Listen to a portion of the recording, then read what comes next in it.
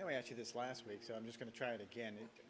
Anything about you this fall that feels different, given how you played? It's just comfortable, man. Like I said, for the last month, when I keep getting asked this, I'm playing well, but I think my game has made a turn for some good stuff in some ways, and I've been working my butt off for years, but especially the last 6-8 months with driving the ball and working my butt off with putting. For my game, if I can get in the fairway, as simple as this sounds, if I can get in the fairway, it's just a matter of how many putts I'm gonna make. So. Hopefully we can keep making putts and see if we can do something good this weekend. Is there a part of you that doesn't want to take the break in December? Just rather keep going? Yeah, I mean, absolutely. But also the bigger part of me is excited for a break. It's been a long year, so hopefully have one good weekend to send us off right. When do you feel you started feeling comfortable out here? I mean, year 5 on tour for me. We were talking about today on a hole where I was hitting like a chip 7-iron, and it's like I've seen this shot before out here, and I've made the mistake before out here, and so just being out here enough, you start to understand, like, days like today, I'm comfortable with it because I know what to expect because I've seen it before. You just can't put a value on comfort and how much that'll do for you. And so being out here, like I said, for season 5 for me, there's just a lot of comfort. And what do you think's held you back from winning so far? Man, I was just timing. I mean, guys like Justin Thomas and Tiger Woods and Jordan Spieth and all these guys that have won early and won often, they've kind of put an expectations in a different level than what I think the average golfer understands out here. I know I'm going to win. I know I'm going to, compete a lot, and it's just a matter of when it's my time.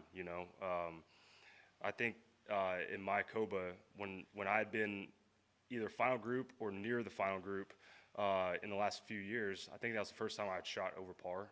I think my second year on tour at Palm Springs, I shot a bogey-free like 63 or 64 when I was 1 or 2 groups back from the final group. Last year at Shadow, I was final group, shot bogey-free 67. And it's like I've been in that position enough where I've played really well, and then all of a sudden, you have one off day, and people, kind of start thinking about that. It's just the game, man. It's just there's times where it's going to go your way, and there's times where it's not. And like I said, I'm gonna keep working. I'm gonna keep getting ready. So when it's my time, I'm gonna take it and run with it. I was just given a stat. So the putt you made on 7, 66 feet. That's the longest of your career. What did you see in that? I saw hopefully a 2-putt, and it popped in. No, it was. We didn't even think I knocked on the green, and we got up there. We thought we were gonna be a little short, and it was just on. And so it's a tough green, and that's just any 66 footer. You're just trying to 2-putt, right? But my speed's been pretty good this week, and I actually made about a 50-footer yesterday. So I've been comfortable on these greens from long distance. So it's not you're always still in one when you get those to drop though. What'd you hit in that hole? Hybrid. Hybrid. And what was the wind doing? It was blowing really hard. No, it was off the left and a little bit of help, I think. Okay. It looks like your pattern the last couple of years is you played really well at this stretch, and of course, last year you kind of carried that up to the Players Championship. Yeah. And that's where all your top 10 seem to happen. Do you kind of have a plan to kind of extend that success a little bit longer, or do you have maybe a reason why you played so well so early in the season? Well, so my first year I had appendicitis in the middle of the season. Second year I was working out on the tour trailer, and a band snapped, and I was out for 2 months with a bruised thumb, and that was a week of Arnold Palmer, and so I've had in the first couple of years just some bad luck. Things have happened in the middle of the season, and so I think that stat might be a little bit skewed because I haven't been healthy, but for a COVID year, and then which we didn't hardly play our normal, anything normal, and then last summer I had a baby, so I still haven't had a full 365-day year on tour where it's just like normalcy. So maybe some normalcy will help with that. How much did the final round of the Players do for your confidence last year in March? Yeah, I mean, it was good. Like I said, I've built a lot of confidence through the years where I've been, maybe not in the final group, but around, contention and in that top 10, top 15 area. And, I've played a lot of really good golf, and so yeah, it's just another page in the book that we're writing, and we're going to keep writing the book, and eventually one of those chapters is going to have a win in it. You Is talked there about, anything different about your mindset coming into the last tournament of the year? I mean, obviously now you want to go win, but talking Wednesday, are you thinking differently, like this is the last one?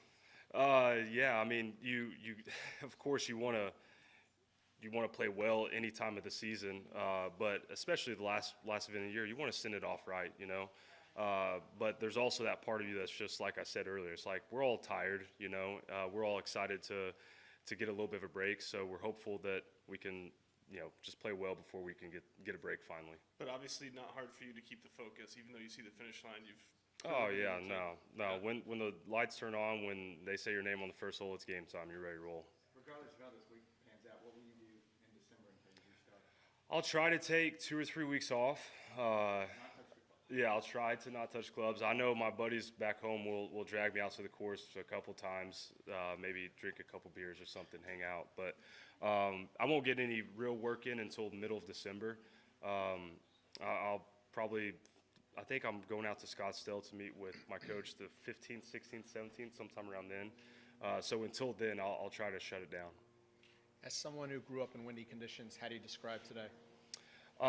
It was what you expect out here. It was comfortable. It was a grind. There's going to be some tough stuff. There's going to be a lot of uncomfortable shots. But like I said, being here a few times when it's been like this, just what to expect. And like you said, growing up in Oklahoma, you feel like you have a little bit of an advantage when it comes to windy conditions.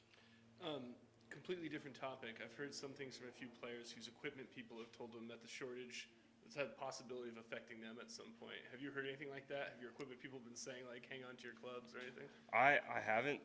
Fortunately, I'm not a tinkerer. I don't change stuff much. I have the same 3-wood and hybrid that I've had for like 5 or 6 years. I don't change grips. I just don't change much. So they're probably more talking. Callaway's probably talking to some of the other guys that kind of flip around a little bit more than me. Gotcha. Cool, thank you. Name of your coach? Boyd Summerhays. Okay. Yeah. All right. Good. All right.